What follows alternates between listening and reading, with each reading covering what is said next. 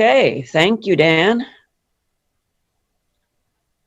Hi, everybody. We're going to wait just a few minutes for people to come into the program. And then we'll get started with everything. So nice to see all these people. Yeah. Oh, this is great.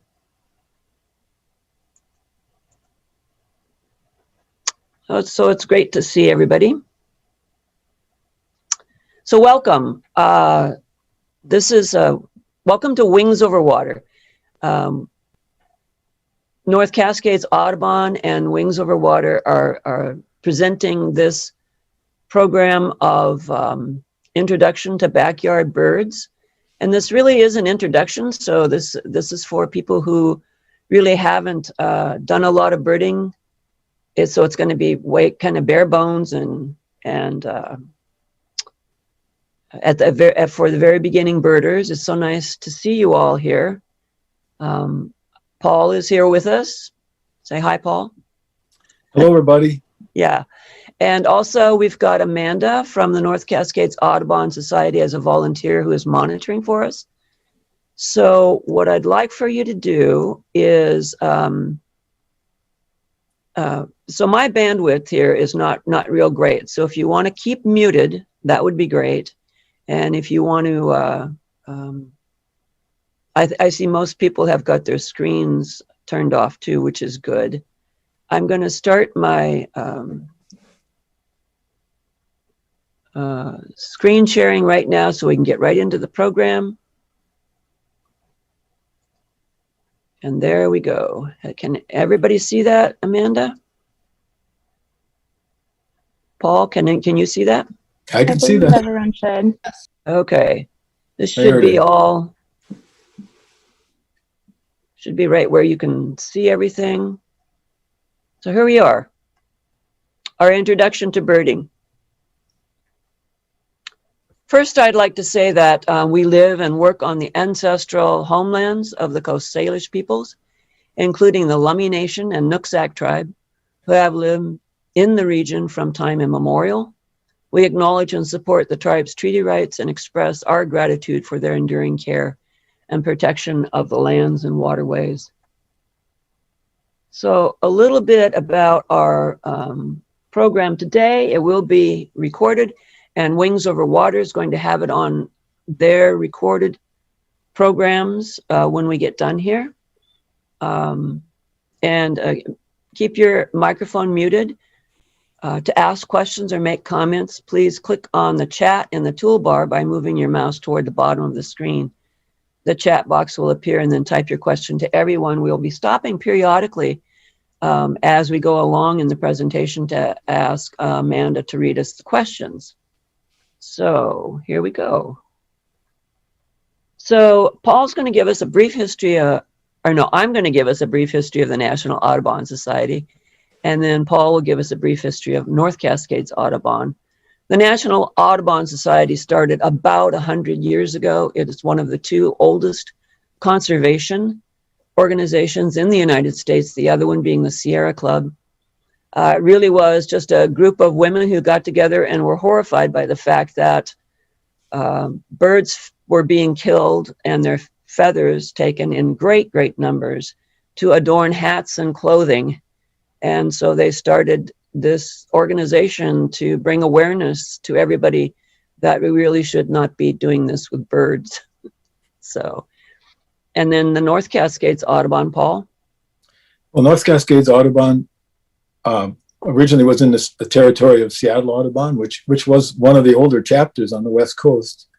And in 1970, there was sort of a critical mass of people up here, and the secretary of Seattle Audubon came up and helped organize with local people North Cascades Audubon as the local Whatcom County chapter of the Audubon Society. We've been going ever since. Great. Yeah, and we are a completely volunteer organization. Only supported by your donations, memberships, and donations. The National Audubon Society and the North Cascades Audubon Society, however, they're partnered. If you become a member of one, you're not automatically a member of the other. So you have to actually become a member of both organizations if you want what both organizations have to offer, and if you want to support both of us. Paul, do you want to give us a brief history of bird watching?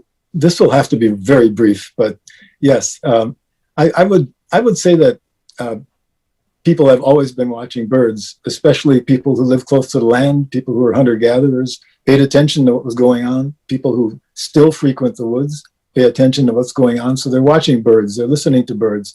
They give a lot of signals about what's going on around them. Obviously, a lot of people hunted birds, so there were many reasons to be paying attention to them. Really, as a hobby, birding started in the late 19th century. It was very pivotal, especially there were a lot of women writers who were interested in bird watching, and a book that's kind of indicative of the start of birding was published in 1899 called Birding Through an Opera Glass, and that was by Florence Miriam Bailey. And that was about the same time that the Audubon movement was kicking off. So really, birding grew slowly. And I think around World War II, well, it was just before World War II, a ways before, a pivotal thing was Roger Torrey Peterson's publishing his Field Guide to Birds in 1934. Since then, there have been several other field guides that have become very popular. I think just imagining a couple primary ones, the National Geographic Guide to birds, which is, I think, in the late 70s, early 80s, and then David Sibley's book in 2000, and they've gone on into new editions. The other thing that happened around World War II is that after World War II, a lot of Army surplus or military surplus bird binoculars became available. And this got people, kind of gave us our other tool. Before that, binoculars were not necessarily a consumer item. They were out there and available. But so really everything since then, that's about the time I got started in birding. It's history. Birding is now one of the more popular pastimes, hobbies, if you will, in the US and in Europe, or especially in Britain. So yeah, if you're interested, welcome to the club. Yes. Thank you, Paul. We're not going to talk a lot about binoculars or field guides in the form of books or apps, but Amanda is going to drop into the chat links to where you can find binoculars and how to calibrate them. And that would be probably the National Audubon Society. Also, if you just Google binoculars, it will give you lots and lots of options. Also, books, she's going to put in there a link to some books and a link to some apps that you can download on your smartphone and take with you out to the field that have also the calls of the birds and a lot of their history and identification and field marks. So with that, we'll get started on our presentation, which are common backyard birds of our area. And so the first one we're going to start with, sorry about that, is the American robin. Most everybody knows this bird. I'm going to try to move. I'm going to move. There we go. They're about 10 inches long. They do a platform nest. They have blue eggs. Most everybody has seen a robin's egg blue color with an all-purpose bill. So they'll eat all kinds of things, fruits, berries, caterpillars, worms, grubs. They are found in most of North America. And their preferred habitat are towns, gardens, open woodlands, and agricultural lands. Okay, there we go. I And here think is, the robin is probably one of the more underrated birds. I think people obviously are so aware of it that maybe they don't stop to take a look at it now and then, but it's one of our more beautiful birds and certainly one of our most prolific singers, and we need to give it a little more credit. yeah, in the wintertime, they often eat berries, as you can see this bird on the right, which is an adult, and on the left is a juvenile, just probably not too long out of the nest. They will molt into their adult plumage probably within a year or so. The next one is in the same family as the robin, the thrush family. It's a little bit smaller. This is the varied thrush, and they build a cup nest. Again, an all-purpose bill. They eat grubs and they forage on the ground like the robin does. They're mostly in the western U.S. and Canada. They're a short distance migrant. By that I mean, rather than going north and south, they mostly go altitudinally. They'll go up into the mountains to breed.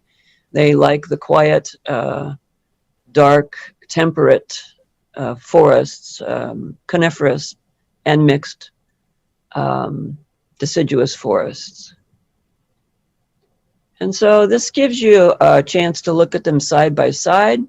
You can see they both have kind of the same bill, although the robin's bill is bright yellow.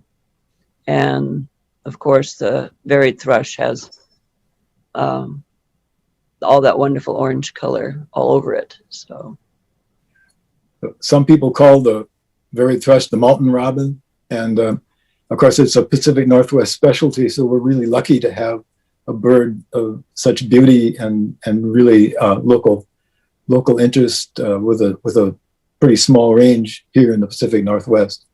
yeah, on the right here is a juvenile robin. On the left is thinking that's a female, is it? Probably a female varied thrush. Mm-hmm. Yeah.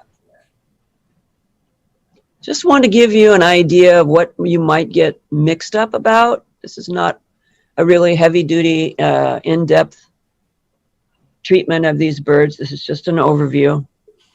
Here's a great spotted towhee.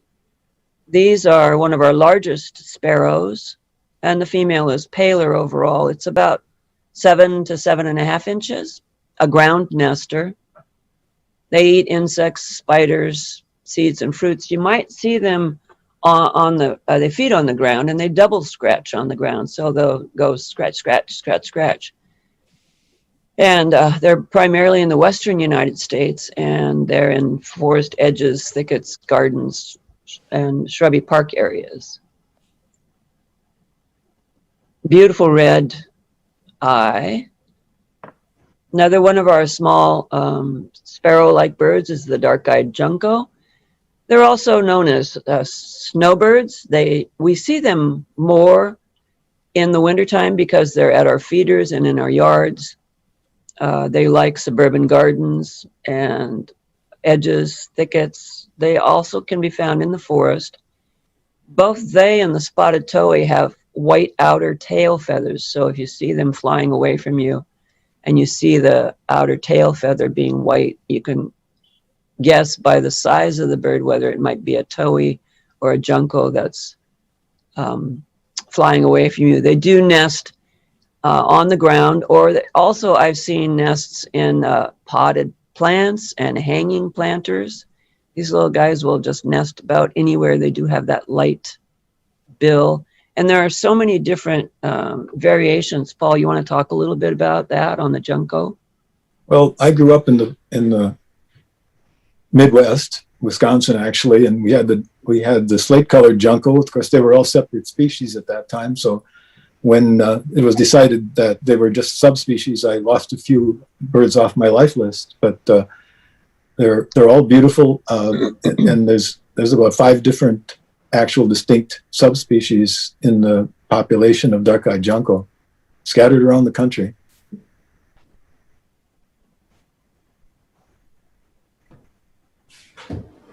Okay, here's another common sparrow that we see as a transplant from England.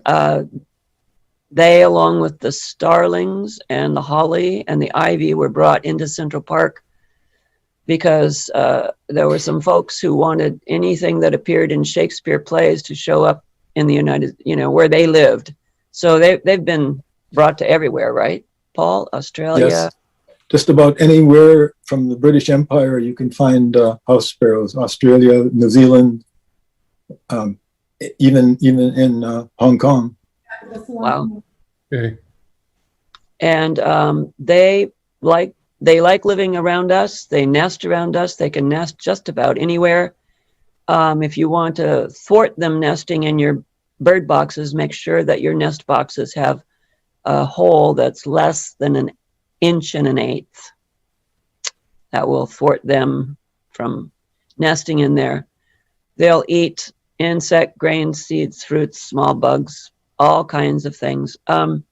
The thing that I found interesting, I just found out this recently, that the bib on the male house sparrow is there all the time, but when they molt into their basic plumage after they breed, those black feathers are white tipped, so that you can hardly see them in the wintertime.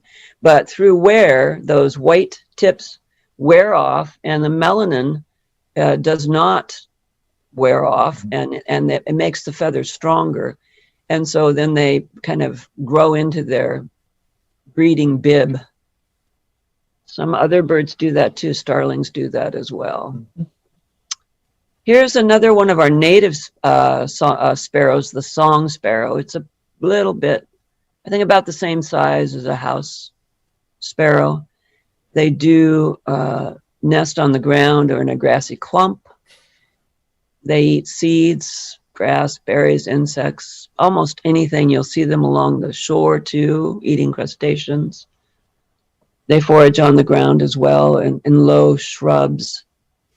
They're all over the US and Canada. And the ones, Paul, where you grew up, they have a slightly different look to them, don't they? They're much less. Well, even this one we're looking at here, we have a very dark subspecies here in the Pacific Northwest, and maybe even a little darker than this bird. And definitely they're much lighter colored as you move east from the West Coast. Yeah, the other thing I've noticed about song sparrows is they used to be a very common suburban bird. You'd find them in parks and places. And I'm sad to say, I think, again, from experience, that the number of house cats that are really roaming at large has been really difficult for the song sparrow, because they're a ground nester. And I find them disappearing from a lot of suburban areas.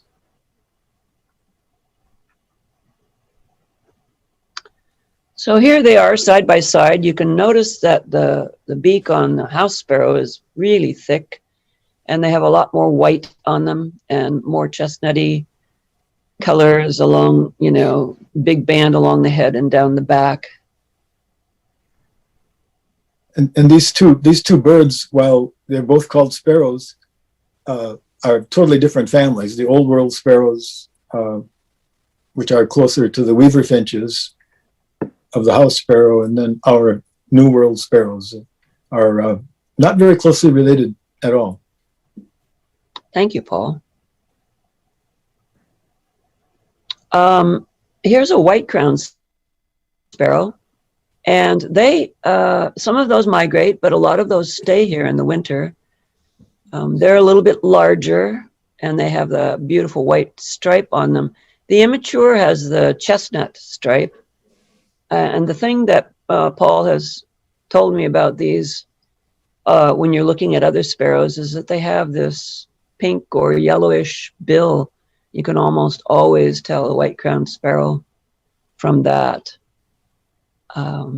They are, again, all over the US, Canada, and Mexico, and they like dense brush.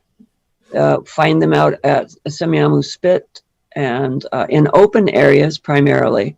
You don't find them very often in forested areas. And I think a lot of the sparrows that breed in our area, which is the Puget Sound, it's the Puget Tensis,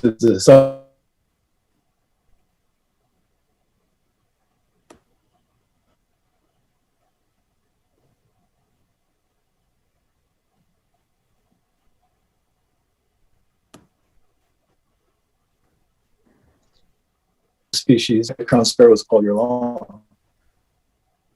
Okay. Here's another sparrow. This is a pretty large sparrow. This is our golden crowned sparrow. They're here sometimes in the winter. In my yard, I get them in the spring and fall, just passing through. And so they will winter here too, but you can find them in alpine meadows, coniferous forests. And mostly these are a West Coast bird up into Alaska. Again, they're going to eat all the things that sparrows love. And they nest in the dense brush or a clump of grass.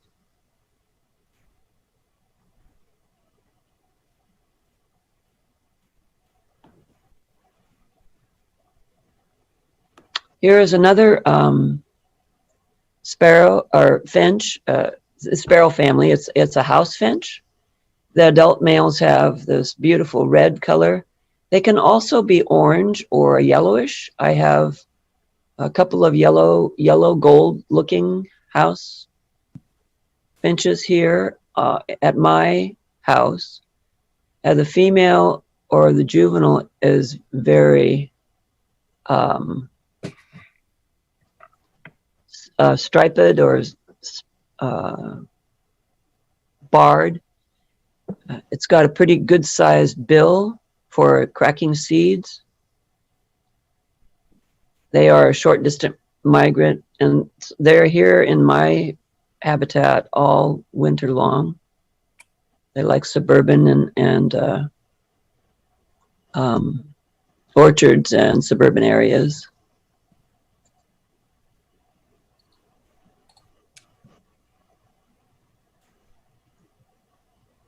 Another one that's very similar to this is the purple finch.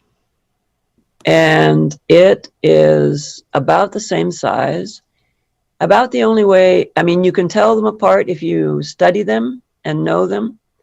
But their call is very different. So if you hear them singing, you can tell by their call. They also live in different areas. The purple finch likes mixed coniferous woodlands, ornamentals, and conifers and gardens.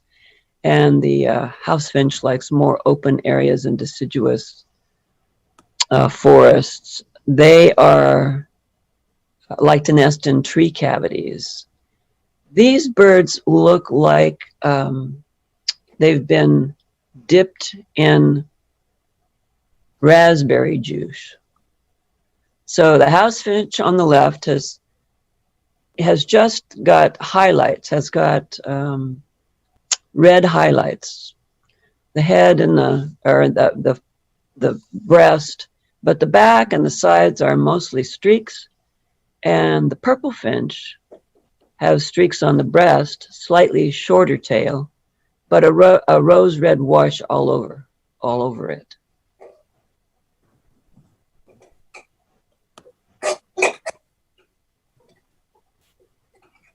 Here's another one of our finches. This one is here all winter long as well. However, they don't look the same in breeding as they do in non-breeding. As you can see, the one on the right is a female or juvenile or a non-breeding male. And on the left, the brilliant gold with the black cap of the adult male. They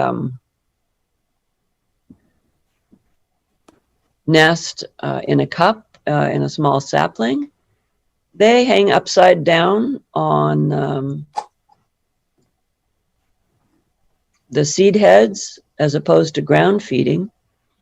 They're all over the USA, and they are preferred habitat is brushy thickets, weedy grasslands, and trees. I can't tell if we have any questions yet. I was just going to stop and see if we had any questions. If you've put any questions in the chat, we'd be happy to answer them now. If not, we'll just keep going.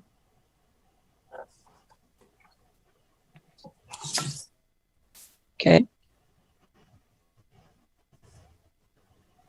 Here's another bird that's really small, and we get here in good numbers in the winter. And in fact, this winter we've gotten them a lot.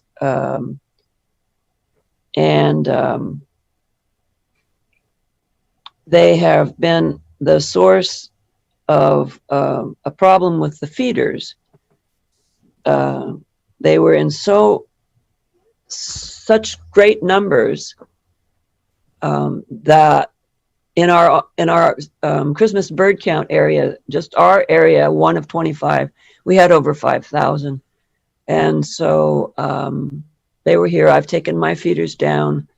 And if you don't want to take your feeders down, you need to clean them at least daily in a very weak 1 to 9 or 1 to 10 bleach solution. But they will eat tree seeds, weed seeds, buds, insects, spiders. They're most of the USA, and they do like coniferous woodlands, parks, and brushy pastures. They're small, but they do have this yellow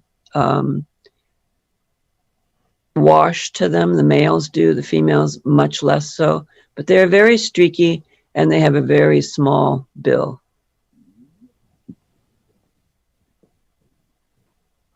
And so here you can see the difference between the goldfinch and the pine siskin.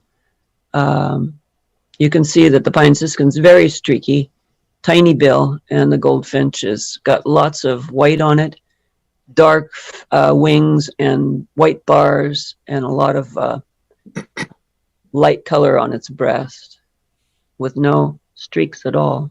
So these two birds are in the same genus. They're very closely related. And in the winter, the goldfinches actually often flock along with the pine siskins in mixed flocks, although at that time of year, the males are in non-breeding plumage and look almost identical to the females. Yeah. Okay. So here are some females. And Paul, you want to tell us who's who here? Well, we've got the house finch on the left top there. The center bird is the purple finch, and the pine siskin on the right. And can tell me how you can know that? Well, really, you can see. Well, first of all, the pine siskin is a finer built bird. It's smaller. It's got that little pointed dark bill. The house finch is grayer than the purple finch. It's a larger bird. The shape is quite a lot the same. They're in the same genus. They're very closely related birds. But look at the dark facial pattern especially on the female purple finch. It really is much more distinctly marked than the house finch is, and it's darker and whiter. It's got more contrast in it. Yep. Thank you. Another bird we get here, it's quite large. It's not quite as large. It's about the same size as a varied thrush and very similar in color, but the bill is very different. This is the black-headed grosbeak, male and female, and they have a loosely built stick nest and dense foliage. A lot of these other birds build either cavities or they build cup nests woven of grass and mosses and things. These are primarily in the western USA, and they like deciduous woodlands near water with a mixture of trees and shrubs. And often you'll hear them singing from the top of a cottonwood tree or some other maple tree, some other deciduous tree. Their song sounds quite a lot like a robin. Mm-hmm. And actually, you might think it's a robin that's definitely on caffeine, because it's just a robin with a lot of speed and a lot of intensity. Right. And they sound a little bit whoopy or whirly, kind of drunk, you know. But that bill is definitely built for some serious seed cracking. This is one of our little guys that's here all year round, the black-capped chickadee, a cavity nester. So they will nest in woodpecker cavities or in nest boxes that we provide for them in our backyard. We can make our backyards habitat friendly for a lot of birds by providing native plants, nest boxes, and water, and even food for them. They will eat insect eggs and insects, seeds, caterpillars. They like forest edges, thickets, bushes, and shrubs. One of the things that like I said, you can plant native plants in your yard, and a nest full of these little guys, in the 16 days that it takes for them to fledge, they will feed their young about 8,000 or 9,000 caterpillars and insects. So if you want something that's a natural insect predator in your yard, then you can plant native plants and put in nest boxes for these little chickadees to use. Our other chickadee is a little bit smaller. It's the chestnut-backed chickadee. Again, a cavity nester. They eat the same kinds of things. They're primarily West Coast, from southern Alaska to central California. And they like a little bit more evergreens or conifers. Is that right, Paul? That is correct. But both of them will hang out in alders because they like picking through the alder cones for seeds and insects. And you find them doing that through the winter along with the pine siskins quite often. They'll just go from cone to cone to cone and mob the trees. So here they are side by side, so you can get a look at how differently they're colored.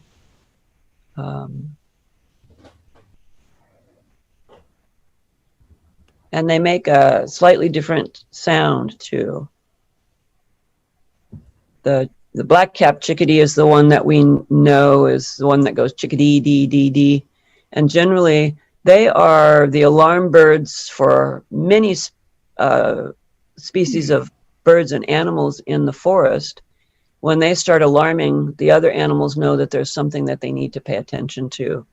They have a universal alarm call.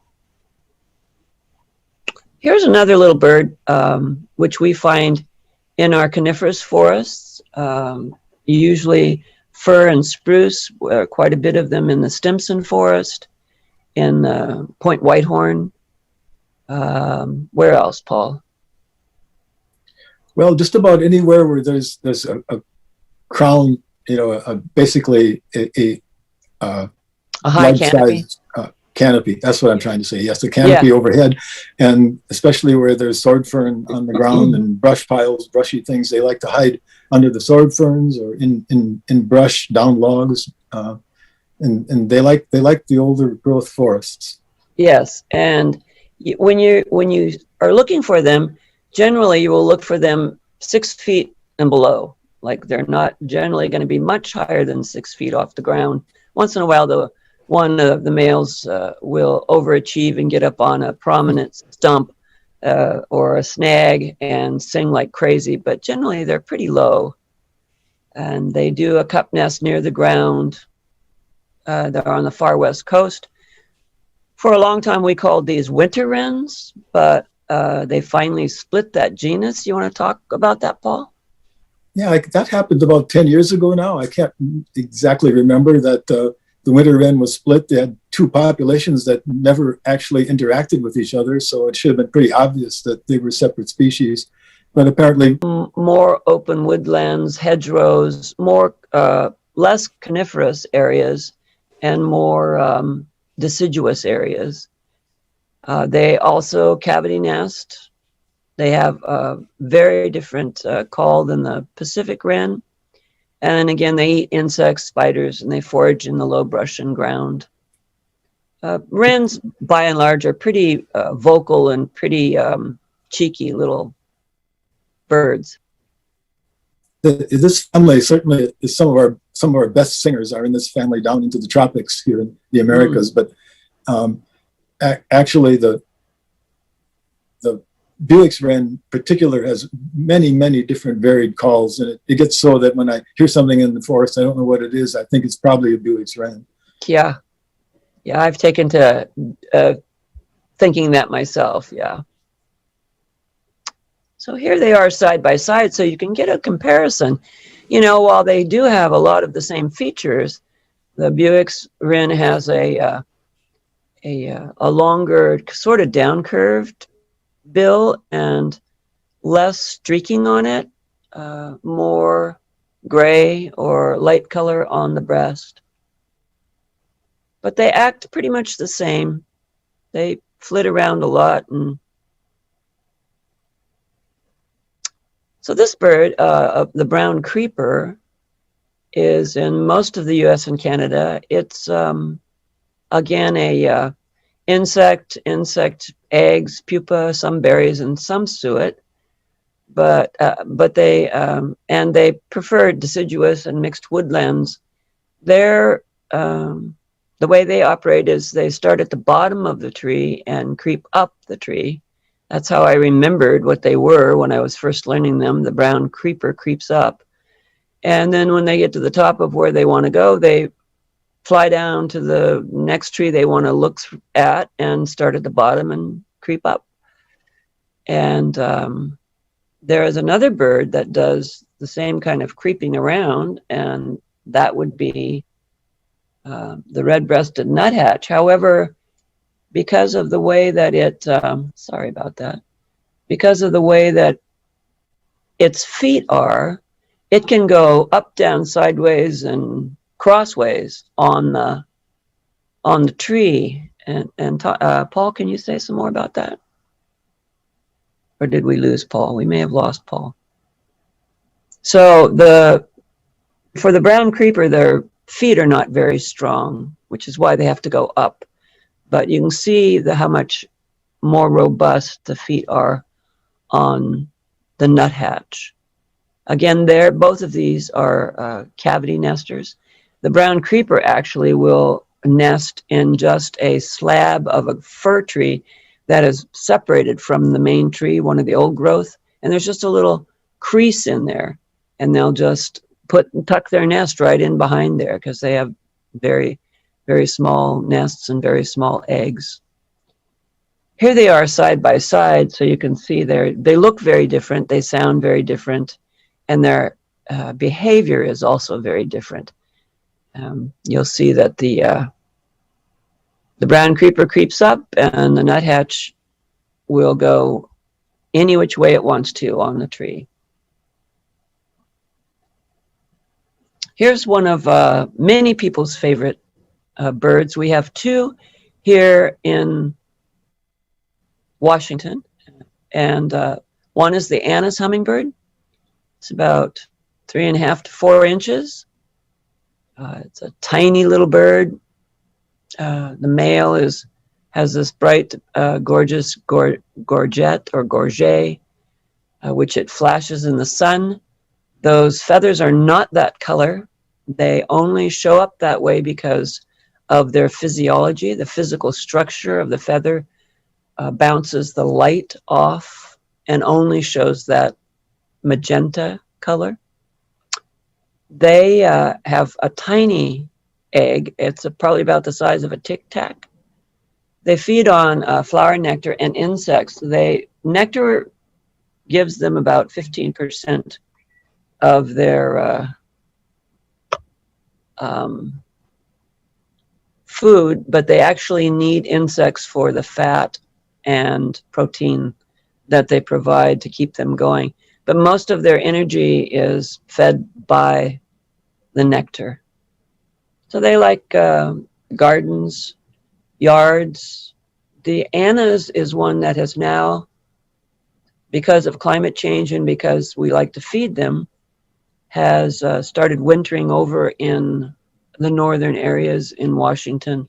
It never used to be here, but now it stays through the winter, even through the cold weather. And many of my friends have feeders that have heaters in them, actually, that they will keep them going even in the coldest weather. I got one this year, but I got it the week after the cold weather was here, so I'll have to wait till next year to use it, which I'm just as happy to do. The other hummingbird that we have now here is the rufous hummingbird, and these come back right around the 1st of March, so we should be seeing them and hearing them now. And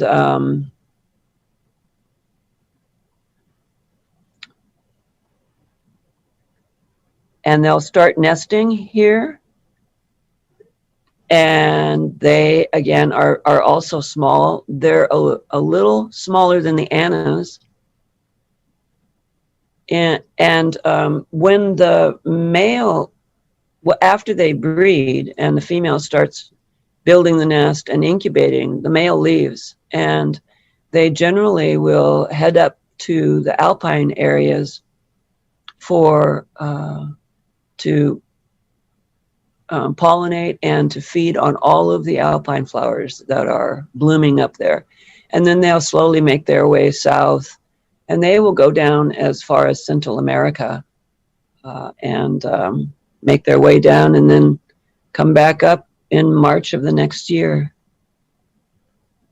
Here they are side by side, so you can see the real difference in, these are both the males, in the coloring on them.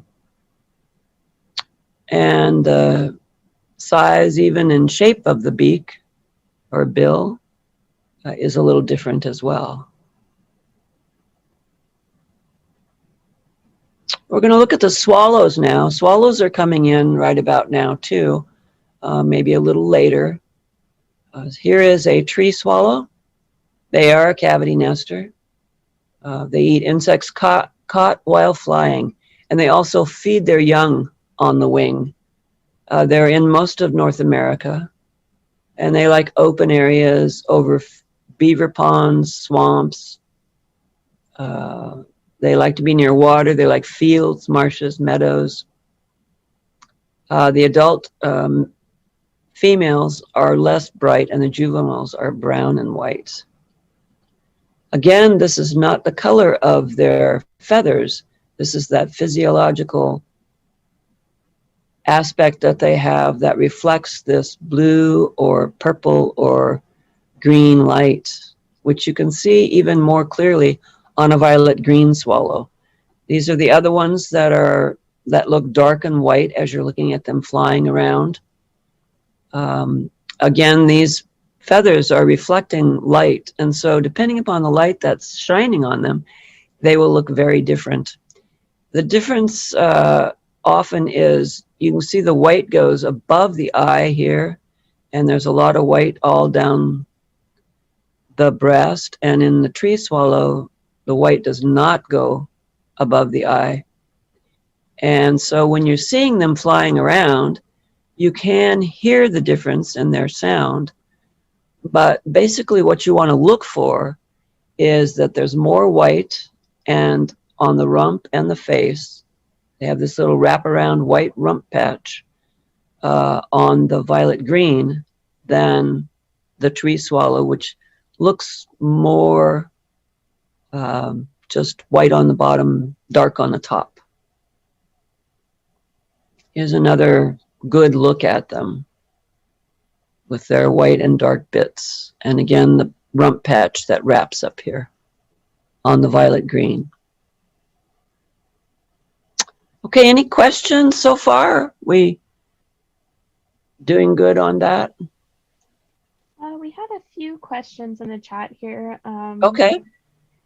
So let's see. The most recent one, which someone did answer, was, when are black-headed grosbeaks here? Oh, they're here probably starting in late April and May. And they're here through the summer. They breed here. One of the reasons that a lot of these migrants come to our area is because we have such a rich diversity of forest here that provides them with the insects that they need to raise their young.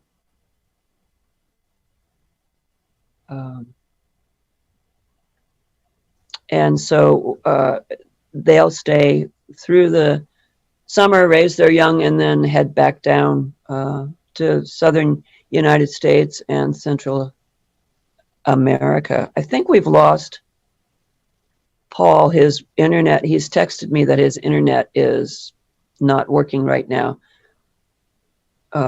So let me just text him right back saying just to relax. We're doing the best we can. And he is trying to get back on with us. So Yeah, so that's it on the black-headed grosbeaks. And other questions? Yeah, so apologies if you can't hear me. So the next question we have is, how can you tell the difference between female Annas and Rufous hummingbirds? From Carla. Well, that's a trick. I would have to, let's see, let's go back and look. So here's a male and female Rufous. And here is a male and female Annas. So the Annas looks like it has a little bit more green on it. And the Rufous, the female Rufous, looks like it has a little more of a pinky wash to it. I do know that if you look at some other pictures of the Rufous females, they do have some green on them. So this is something, this will be your homework. This is something that you need to study up on, because it takes a lot of looking and a lot of noticing and just a lot of watching and being out there. It helps to go ahead and look through the field guides and to look online to compare them, but really you're just going to have to get a hint of that for your, for yourself. You'll be able to do that. I still have troubles with them myself. Go ahead, Amanda. Okay, so I think some people are having trouble hearing me. So if you could repeat the question once I I'll do that. I'll do that. Thank you. So let's see. Tina asked, creepers, are they looking for insects as they creep up the tree?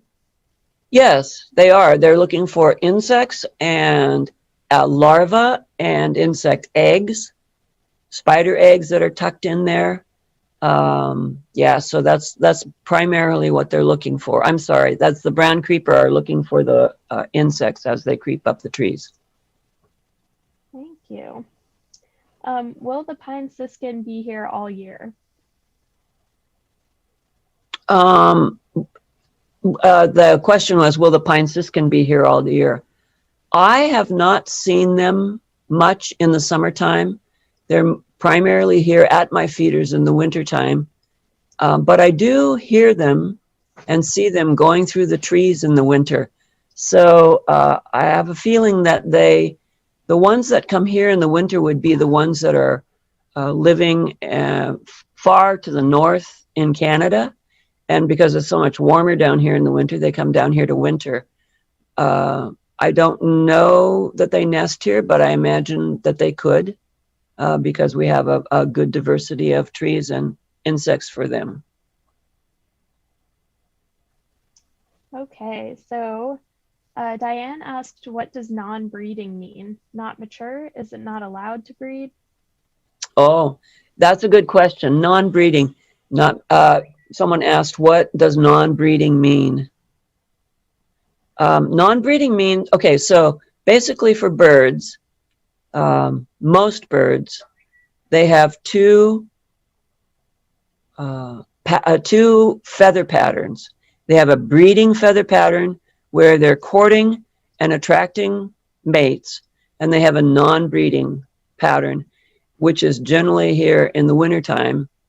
So for the breeding pattern, they put that on early spring, March, April, May, so that they can attract the best mates. The prettier the males are, the more the females are dazzled by them. And so once they attract a mate and they start nesting, depending upon the species, the males sometimes will leave. Sometimes they'll help with the raising of the young and the incubating of the young. But many times it's the females that do that. And so that's a lot of the reasons why the males are very brightly colored and the females are very dull, so that they will blend in with their nests that are made of grass and twigs and other brown bits, so that they look like they're part of the nest, so they can just hunker down and be protected from predators. Right after breeding, birds go through what's called a basic molt, and they will molt all of their feathers, usually once a year, right after breeding, and a whole new set of feathers comes in. And that whole new set of feathers gets them set up for surviving in the wintertime. And the males don't want to be that bright in the wintertime anymore, because they will attract predators.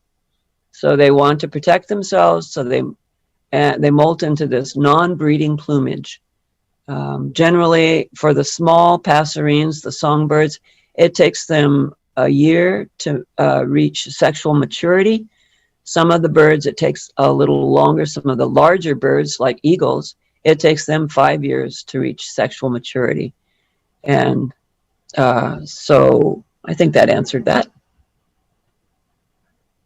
Yeah, definitely.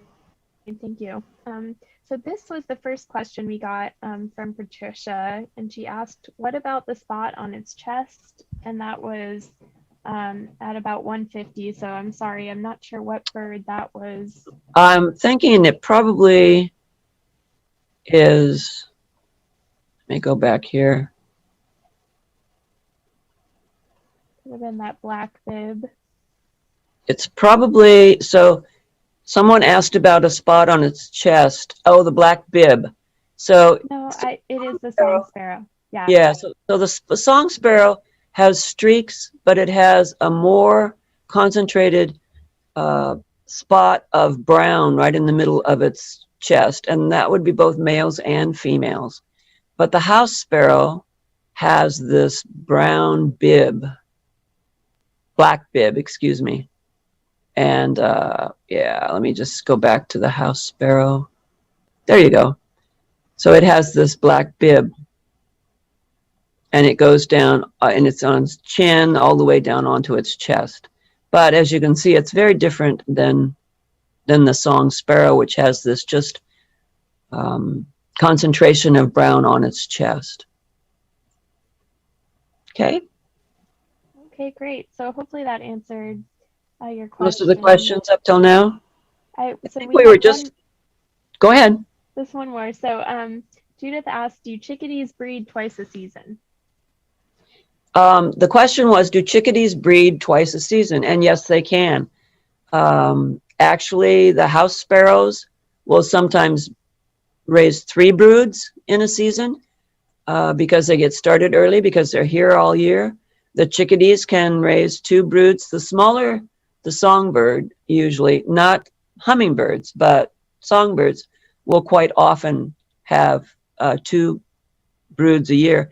In my backyard, because somewhere around here is a great place for house sparrows to breed, I generally have all 3 broods in my backyard in July and August feeding at my feeders. So there's like 12 to 15 babies out there begging away. So yes, they can do that. Okay, I think that's all we have. Okay, Thank great. you. I think we were next moving on to the woodpeckers. Yeah. So here we are with our smallest woodpecker. It's the downy woodpecker. The male has a little splash of orange on the back of its head. The female does not. They do nest in tree cavities or nest boxes.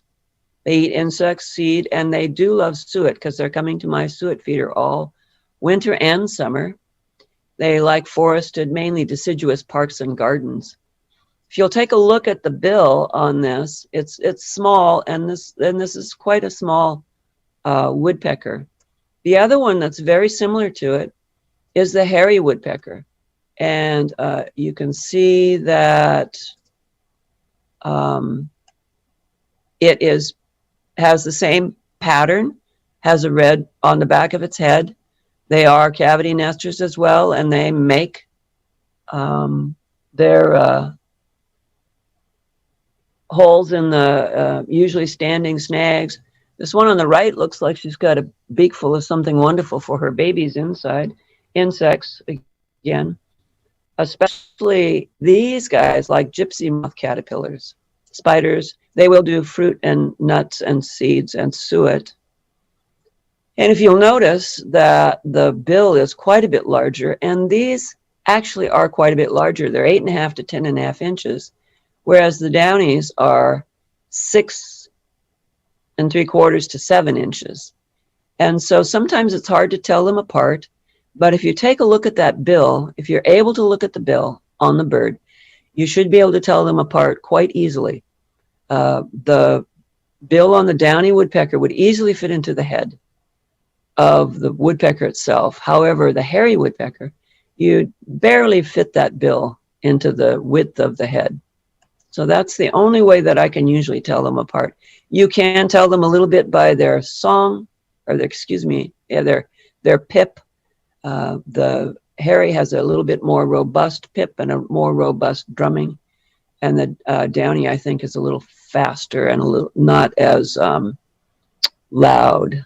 It's a little higher pitched. We also have the northern flicker.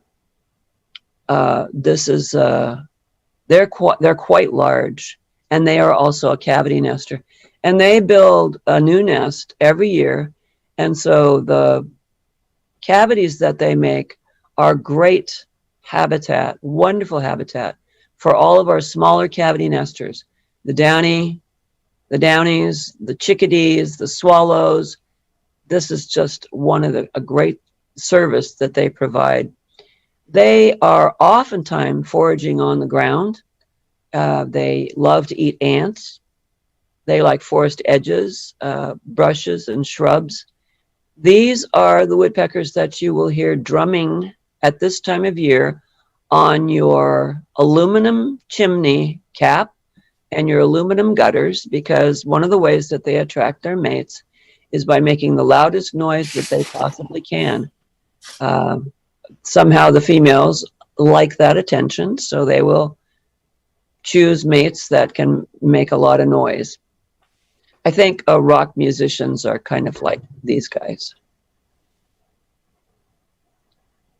And then our largest woodpecker is the pileated woodpecker. It's quite large, 16.5 to 19.5 inches. Pretty stunning. Again, a cavity nester. How you can tell them apart from the cavities that the other three woodpeckers make is that their cavities are rectangular in shape. So they're in the far west coast. They love mature forests and borders. I don't see them much where I live because I live in an fairly open area.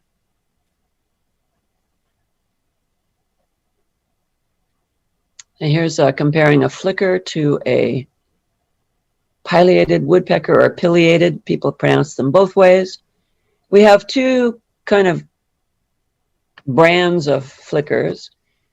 We have the northern flicker, which has this orange, a lot of orange on it. And then the other flicker, which I can't think of the name of right off the top of my head. Yellow shafted? Oh, you're back. Can you talk back. about this, please? Yes, so well, I grew up with the yellow shafted flicker. They were also separate species at one time. But what we found is that the population west of the Great Plains and the population east of the Great Plains, once they found themselves again, after we changed the habitats, they interbred frequently and openly and easily. And so they are one species, even though, so they're two subspecies, and we get a lot of basically not hybrids? Not hybrids necessarily, because they aren't separate species, but intermix. What's it called? Intergrade. Intergrades. Yes, excuse me. Here in the Pacific Northwest during winter, so we get some really yellow shafted, true yellow shafted flickers that spend the winter, and we get some that have basically field marks of both, and sometimes a color that's kind of salmon color in between the yellow and the red. Great. And a lot of times the yellow shafted flickers have, this is black instead of red, is that right? That's correct. And then they've got a yellow sort of a swoosh on the back of the neck. Oh, great. Back of the head, actually, excuse me, nape, kind of on the nape. Great. Okay. Okay, this is another bird that we have around here a lot, the red-winged blackbird. The male, of course, is quite vociferous, and they're quite beautiful, and they have the red and yellow epaulets on their shoulders that they flash to the females. They arrive here and stake out their territory in a pond, usually. A lot of them at Scudder's Pond, almost any freshwater pond around here. will have cattails, will have red-winged blackbirds. And as you can see, the juvenile and the female look very similar. The difference is that the juvenile has these tufts of raggedy looking down that their feathers are growing through. Many times the males will take care of, what, 4 or 5 females, Paul? That's true. Yes. Single pond, they stake out the best area, and the females who weave the nest out of the marsh grass, usually cattails, are very keen to feed their young on the hatching insects that are coming up out of the pond.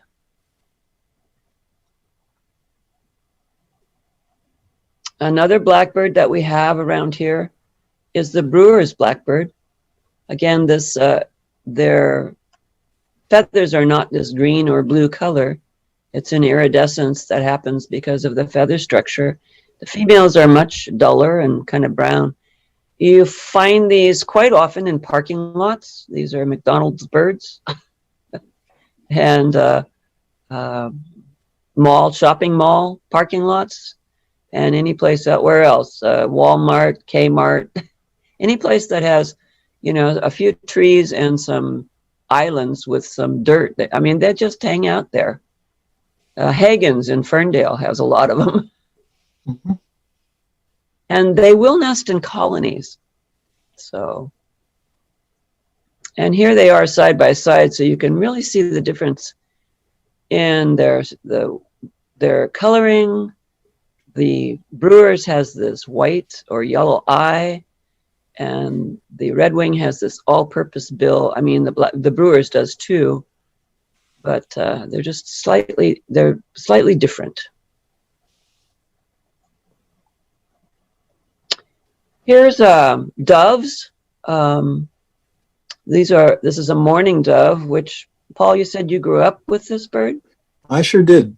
Mourning doves were a bird that would wake me up in the morning, calling on the wire outside the house. And that's mourning, M-O-U-R, because they sound so sad.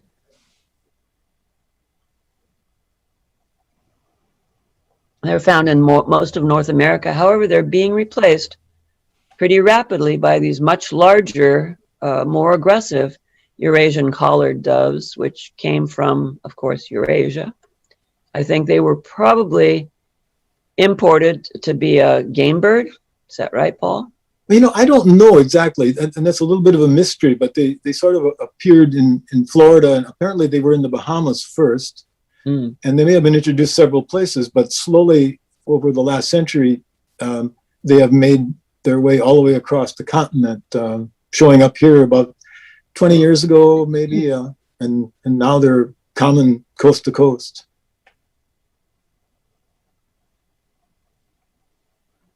And here they are side by side, so you can see, I think the mourning dove is smaller than the Eurasian collared dove, and it's more brown or tan, and the Eurasian collared doves are more grayish with that collar.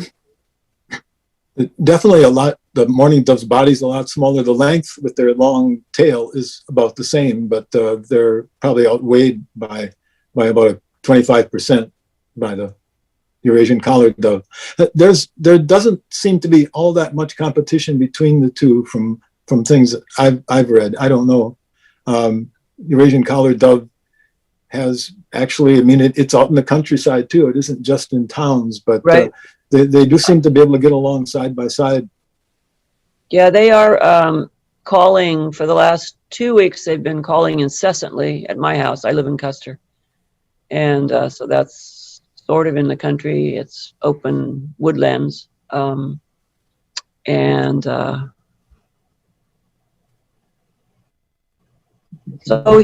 another one that we see quite often. The American crow would be a loose platform nest of twigs and sticks. And they will eat, they're found in most of the USA and Canada, and they will eat fruits, snails, salamanders, grain, small birds, mice, eggs, toads, corn, carrion, and garbage. They're good at that.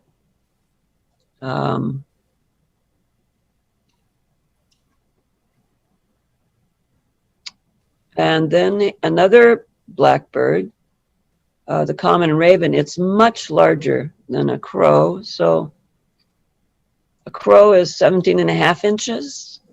Common raven, 24 to 26. In fact, a common raven is basically the same size and weight as kind of an average or smallish red-tailed hawk. They're very large, and they build a very large nest of sticks in a conifer usually, or on a cliff. And they will eat almost anything. You find them hanging out with eagles a lot, eating carrion, roadkill, all kinds of things like that. And they are found in most of the western USA. They are found more commonly in coniferous forests and along the coasts and in the mountains. The raven is very much a raptor, actually. It's an omnivore. It eats a lot of carrion, of course, but it also hunts actively, hunting mice and voles out in the fields. And you see them soaring, which is something you won't see a crow do. They actually will ride air currents and soar and circle in the air and look for things on the ground. Here's a comparison of the two. You can see the biggest difference is the shape of the head, and the bill on the raven is more angular and much stouter than the crow. But it is hard to tell them apart if you don't have any relative size to compare them to. If you just see a black bird sitting far away in your binoculars, it's kind of hard to tell what it is. You can tell sometimes by the way they fly, and especially when they're flying, their tail will give them away. On the left is a crow with a fan-shaped tail, and it's next to a red-tailed hawk. And it has kind of a fan-shaped tail as well. But the raven, as you can see, has a wedge-shaped tail, more diamondy, angular, and not so much of a fan. So if you see them flying overhead, you can almost always tell them apart by the tail.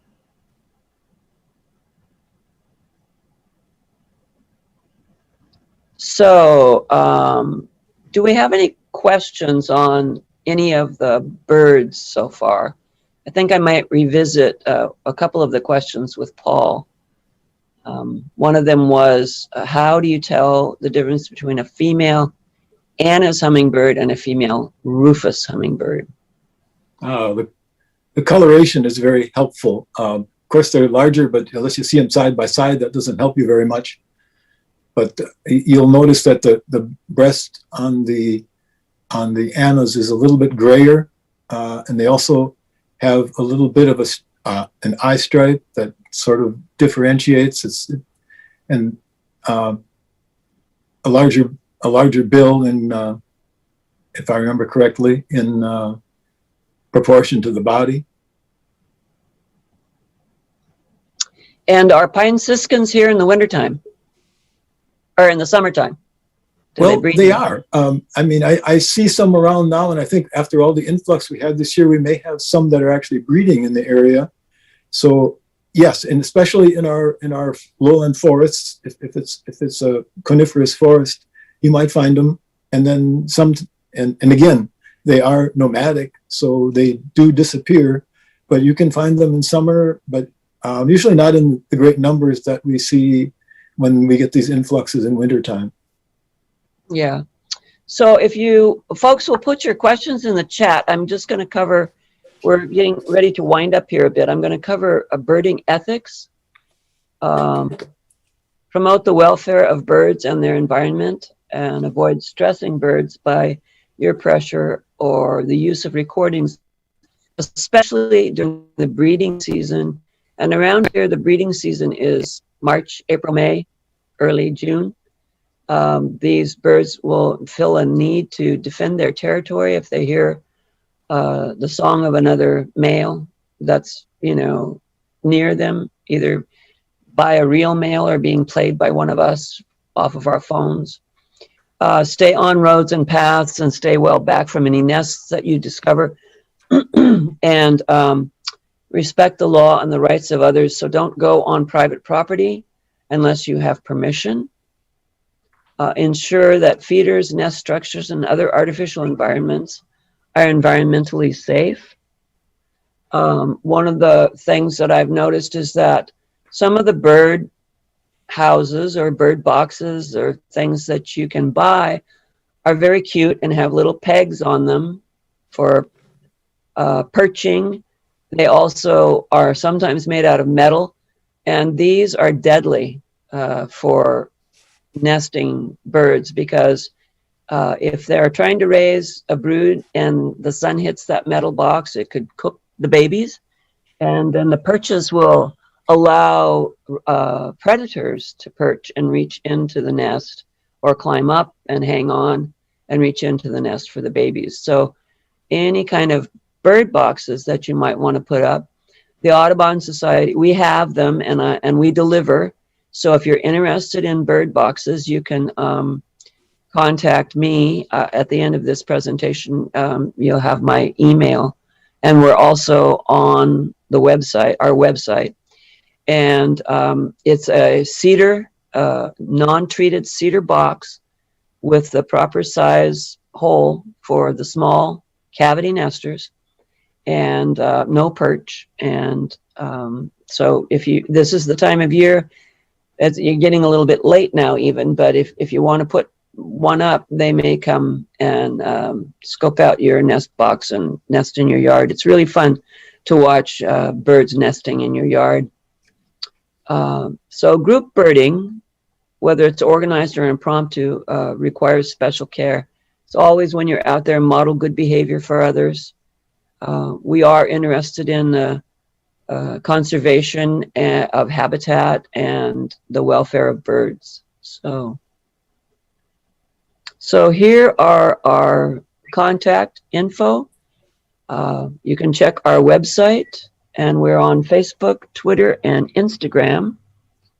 And with that, Amanda, do we have any more questions? Yeah, we do. So I'll kind of go in reverse order here. So Carla asked, should the nest box be put up on a pole, or is it okay to attach them to a tree? You can do either. I have mine on a tree because there are branches on the tree that hang down that disguise the nest box, because the songbirds are not going to want to have predators be able to see where their nest boxes are. If you put it on a pole kind of right in the middle of your yard, they may use it, especially swallows, but lots of times the other cavity nesters, the chickadees, woodpeckers, nuthatches, those kinds of things, would much rather have it tucked into some shrubbery, brush, or behind tree boughs. What do you think, Paul? Yeah, I would agree. Especially if you're getting the houses when you want to attract swallows, so you want to get them up kind of high, Right. Maybe on the side of a building or on a tree or a post, and maybe you could put a baffle on it so that raccoons and things couldn't climb up. Right. Good point. Okay. Okay. Kim asks, does the spring migration seen in Grays County occur in the Salish? So does the spring migration that is seen in Grays County occur in the Salish up here in our area? So shorebird migration is what he's talking about, right? Yes, yeah. Yes, it does. The same birds go through. And here, I mean, we have a lot of good mudflats for shorebirds, but the ones in this area are on Boundary Bay across the border. So yes, those birds come through, but they don't stop in the same numbers because we just don't have as much habitat as Grays Harbor and Boundary Bay does on the British Columbia side. Yeah, and of course we can't get up there until for a while yet. it'll be a while, I think. But Okay, so Tina asked, what's the difference between brewers, blackbirds, and cowbirds? Oh, the difference between a brewer's blackbird and cowbirds. Paul, you can talk to that. well, they're all blackbirds. The cowbird is quite a lot smaller. They are a migrant, while at least here in the Pacific Northwest, the brewer's blackbird stays all year round, just like the redwings do. But cowbirds are quite different habitat. I mean, but actually cowbirds will go almost anywhere where they can parasitize other birds' nests. So they are really able to do a lot of different habitats, but they do like wooded areas, and they like to parasitize the nests of warblers and other small songbirds. So you wouldn't find cowbirds this normally, say, around the Fred Meyer's parking lot, and I was thinking about that because when again I grew up in Wisconsin, where it was the grackles that were the parking lot blackbirds, and out here, so our brewers sort of fill that niche where we don't have grackles. Right, and the cowbird is called the brown-headed cowbird. So the males are going to have a brown head, and the females are probably going to be very similar looking to the female brewer's blackbird. They're going to be kind of a brown, tan, dun sort of bird, but they're going to be a different size. And again, they're going to be in different areas. The cowbird has a much thicker bill. I mean, it's a bill almost like the seed-eating finches have. So it's quite a bit different shaped bird, and smaller in size, as you said, Pam. Yeah.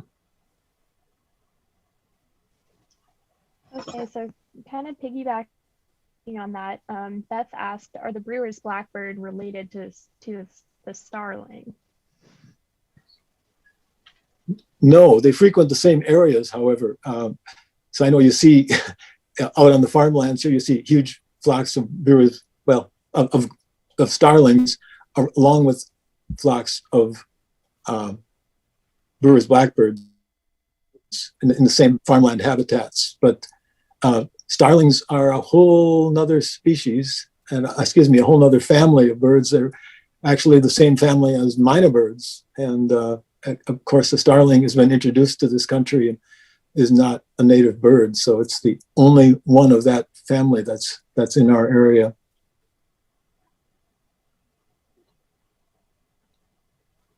Okay, thank you. So one more from Tina. She asked, Pam, do you have mourning doves where you live? Do I have mourning doves where I live? Mm-hmm. I do not. I just have the Eurasian collared doves. Mm-hmm.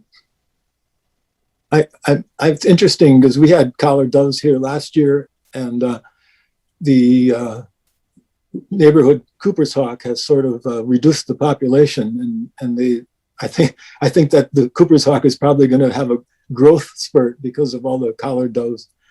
But I've had one mourning dove coming to my feeder all this winter, and I know there's still collared doves in the neighborhood, but not hanging around my feeder this winter. And I live in Ferndale. It's kind of suburban. Yeah, and they can be in the same places, along with another similar bird, but much, much larger, a band-tailed pigeon.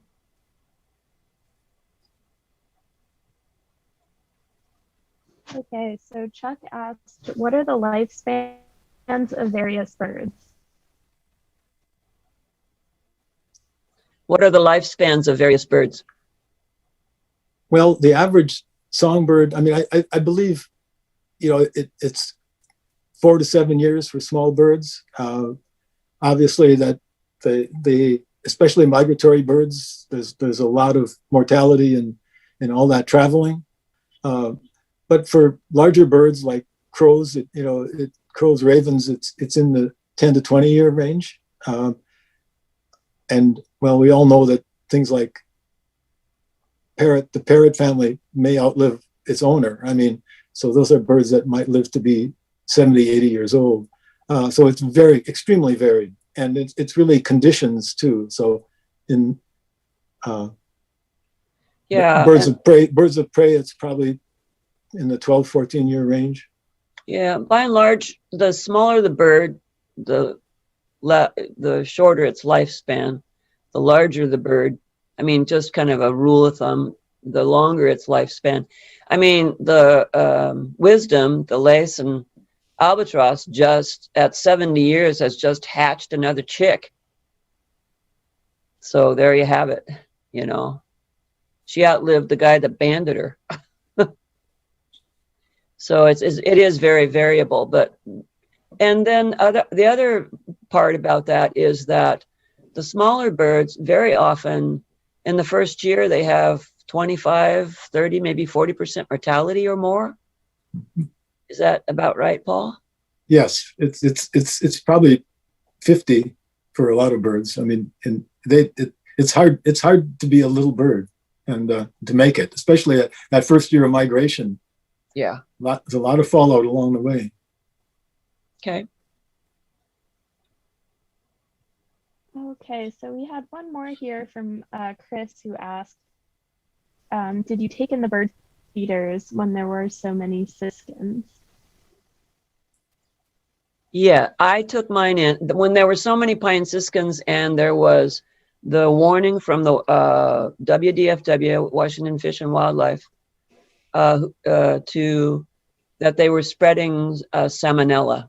For those of you who don't feed birds, the pine siskins, because they travel in flocks very often, and they get sick from salmonella, they can spread salmonellosis quite easily, and they recommended that people take in their bird feeders or clean them daily with a 10% bleach solution. So I just took mine in. What I put out instead, I left hummingbird feeders out, and I put out suet feeders hanging in a basket, because a lot of times the salmonella is spread by fecal matter. And since the birds don't necessarily fecalize on the cages, I felt they were a lot safer. And I have not seen any sick birds around my feeders. How about you, Paul? What have you done? And what do you think of that?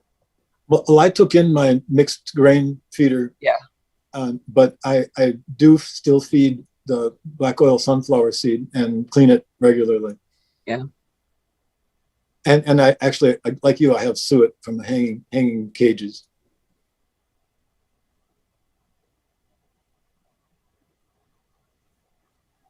So Robert just mentioned in the chat that this recommendation for the siskins is only until March 31st. Okay, so the recommendation for the siskins is until March 31st. By then, most of them will be gone, which is probably why they recommended that, I think. Is that right, Paul? Yeah, usually I think they'll disperse. Number. I think they have dispersed a lot. There's still some flocks out in the larger woodlands, but I don't see them around our neighborhood anymore. Well, like I say, I've got a few that are coming to the feeder, and in kind of equal numbers of males and females. So I think there might be a few that have stayed to breed in the area. Yeah. Are there any other questions anybody has? That's all that I see. Okay.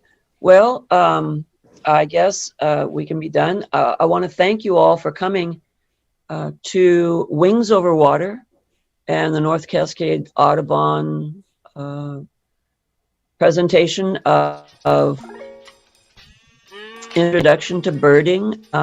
There are many more programs through Wings Over Water. The program this evening with Paul Bannock and the programs tomorrow, and all of them have been recorded, so you can go back to the Wings Over Water website and review them if you didn't have a chance to see them. I think they've done a wonderful job on the virtual field trips since we couldn't be out there. I think they've done a really good job of that. And you can look to our website for when we'll be able to open up field trips again. It's going to be probably not until the fall, I'm thinking. I don't know for sure. It just depends on how the COVID, ups and downs go. But we will welcome you. We do have our programs, our monthly programs on the fourth Tuesday of the month at 7 p.m. and you can sign up and get on Zoom. All of our programs are free. And so we hope to see you in the field sometime or at some of our programs. And thank you very much for joining, attending today. And thank you, Paul. Thank you, Amanda. Thank you, Wings Over Water Board and Festival Planning Committee for making this all possible. I think this is the very best possible thing we could do, given the circumstances that we've had. So thank you very much. And we will hope to see you down the dusty trail sometime. Thank you very much. I really learned a lot and I'm really excited to get out there now. So thank you very, very much. You're welcome. And thanks, Pam. I'm sorry I got lost there for a while.